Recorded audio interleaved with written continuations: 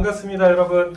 오늘도 우리 마하나임 지체 여러분 영상을 촬영하게 됐어요. 특별히 오늘은 특별한 게스트를 모시고 우리 두 분, 유은이와 출구 형제, 유은이는 자매죠. 모시고 우리 함께 영상을 찍으려고 합니다. 여러분 반갑습니다. 자, 우리 두 분 게스트 자기소개 간단하게 한번 해줄까요? 네, 안녕하세요. 저는 마하나임 페스티벌에서 한출구 역을 맡은 이주한입니다. 네, 안녕하세요. 저는 마하나임 페스티벌에서 한기훈 역을 맡은 전한나입니다.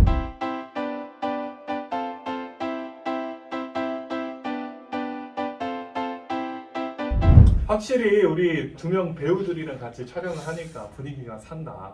우리 같이 연습을 하면서 그 연극하면서 그 과정 속에서 특별한 에피소드가 있었어요. 저는 있었습니다. 우리 한나 이제는 말할 수 있다. 네, 왜냐면 저는 이훈이가 가지고 있는 그런 짜증 그런 게 원래 한나에게는 없기 때문에 무슨 연기 나는 그게 너무 네. 자연스러워서 연기인 줄 몰랐어. 진짜 힘들었어요. 거짓말이 자동으로 나와. 근데 그거를 잘 보시면은 아. 아시는 분들은 아시겠지만 유은이의 연기가 이게 짬에서 나오는 바이브라고 생활 연기가 아니에요. 아, 왜 저래 또? 아, 왜? 니 나와. 아닙니다. 아니라고 하니까. 우리 주한이는 연기를 하면서 이제 앞이 안 보이는 연기를 했는데 아, 그렇죠.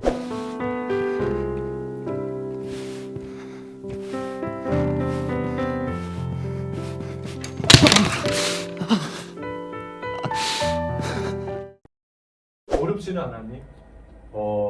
이제 어려웠는데 뭐가 가장 어려웠냐면 이제 가다가 이 링거 지지대에 그 걸려서 장면 넘어지는 씬이 있었는데 그게 맨 처음 대본을 받았을 때는 없었다가 어느 정도 좀 극적인 요소를 넣자 해서 들어간 건데 그때 넘어질 때 항상 미련하게 무릎으로 넘어지다 보니까 아이고 그랬구나. 마페 때도 그러고 마페 끝나고도 정형외과 가서 물리치료를 그 정도로. 자, 이제 본격적으로 출발하겠습니다. 훈이 신앙 상담소. 와!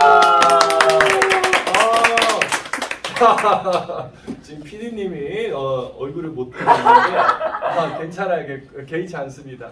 자, 어떤 신앙 상담 질문을 가지고 왔는지 무척 궁금해요. 자, 네. 그럼 바로 1번 질문으로 넘어가 보도록 할게요. 좋습니다. 목사님, 믿음에 관한 질문인데요. 믿음. 교회의 시작, 믿음의 시작은 어떻게 하는 건가요?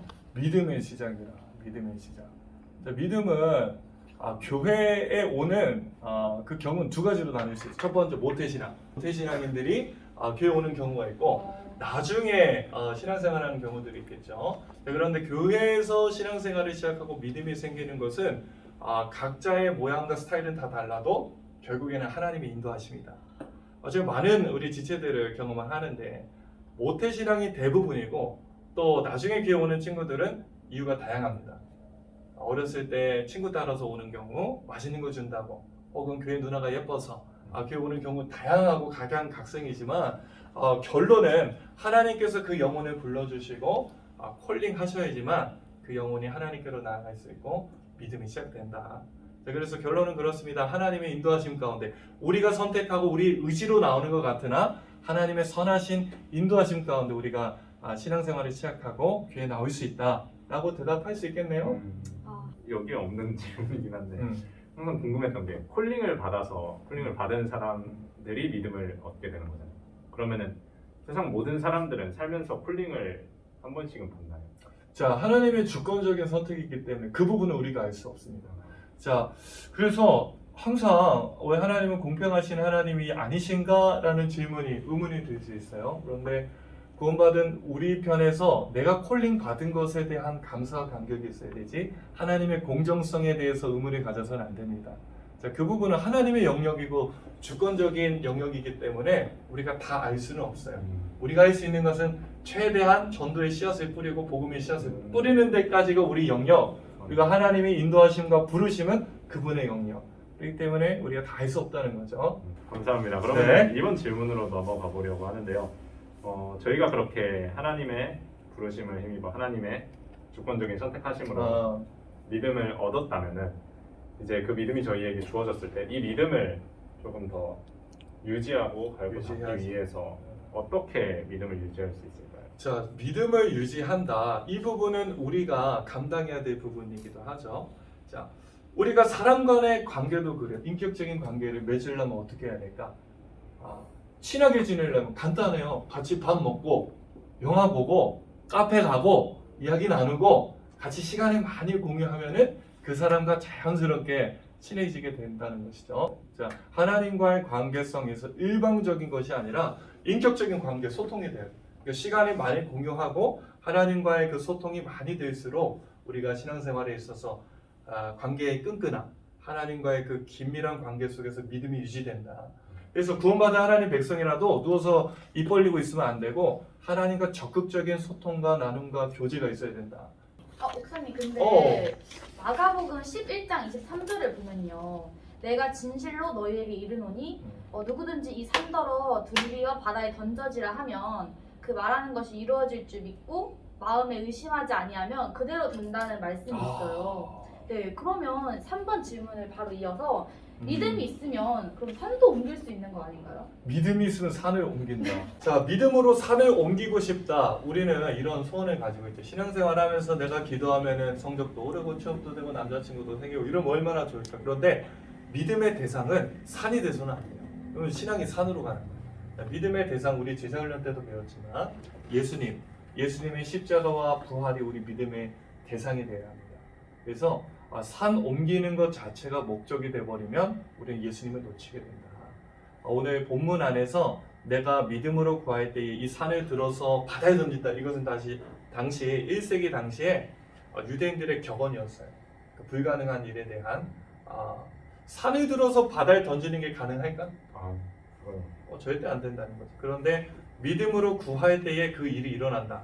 맥락 안에서 마가복음 11장의 맥락 안에서 이해할 때에 이것은 소원 성취가 아니라 관계 회복이에요.